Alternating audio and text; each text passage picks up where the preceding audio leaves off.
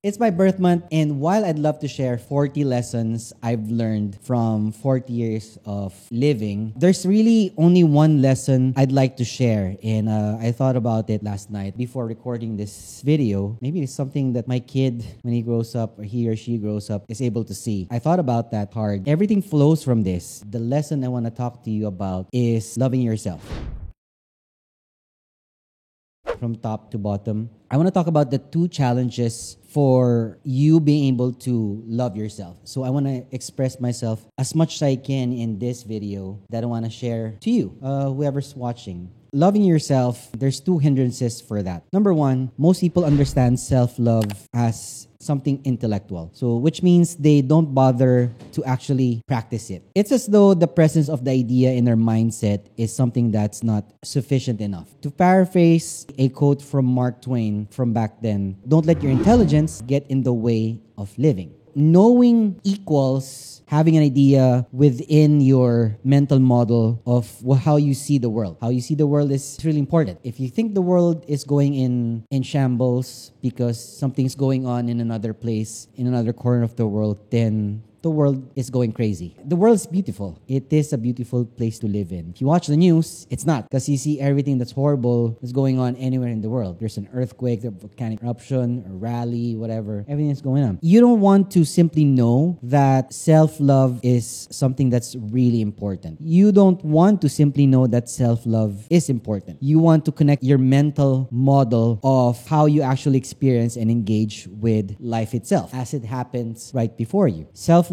is something that you practice. It's not just an idea or something that you think in your mind. So that's one thing that's stopping us from understanding what self-love is here in our head. Number two, most people don't think deserving of self-love. A lot of people think this way. A lot of my students actually think they don't deserve something like this. I need your undivided attention to this. Okay? The more you think you don't deserve self-love, the more you deserve self-love. Let me explain. Don't let voices that you've internalized tell you otherwise. There's a you inside you that knows this is very much that's true. This you wants to take care of you, not anyone else. You want to take care of yourself. That's why you have so many wishes. You have so many dreams. You have so many aspirations. Because you want to take care of yourself first. Even as selfless as someone is that they give it to someone that they love, they want something for themselves as well. But there are parts in you that try to help you navigate the world, especially the social dimensions of it and how we see things, which makes you consider what others think is true is actually true, but it isn't. You want to make a distinction between what others think is true and what is true. What others think is true and what you think is true. Two completely different truths. The mainstream of all culture promotes some sort of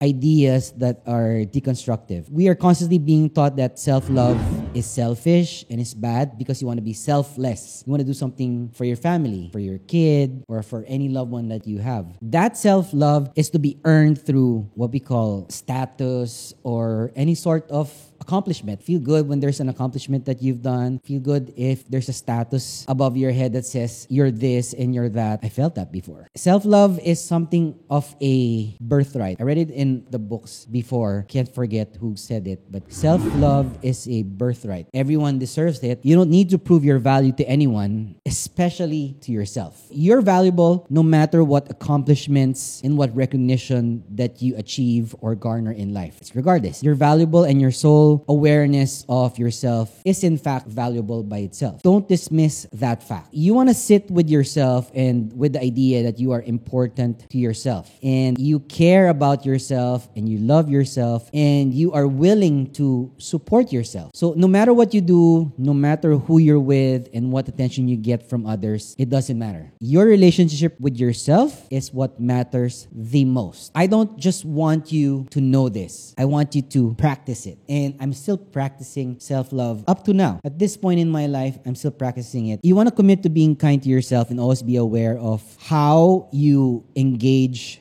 with yourself, how you treat yourself. If you're too hard on yourself or you're too easy on yourself, it's not self-love. What do you say to yourself in your head? When you talk to yourself in your head, what do you say to yourself about yourself? That's why I do affirmations as well, like things that I want to be heard. When people say to me that you're great, you're amazing, you're cool, you're wise, and all that, I say it to myself first. That's why they're affirmations. Work on making that communication as healthy and as wholesome as you think it is. If you think you're sexy, by all means, tell it to yourself in front of a mirror. I do that. You are always going to be with yourself. You don't leave yourself at home when you go someplace else. You're bringing yourself with you. Make that bond something that's healthy, not too hard, not too easy on yourself. So you want to be your own best friend and give yourself the love, care, and the attention you hope others would show you. It starts with yourself. When you do, you won't feel fragile or needy of others or other people's attention. It becomes a bonus to be appreciated. This is the only lesson. I was writing last night about doing 40 things I learned, because a lot of people do that, like 40 lessons that they learned when they turn 40 or about 35 or whatever. But I just wanted to share one lesson, because there's 40 lessons. It's going to take not just a while, but you won't be able to absorb everything. Like,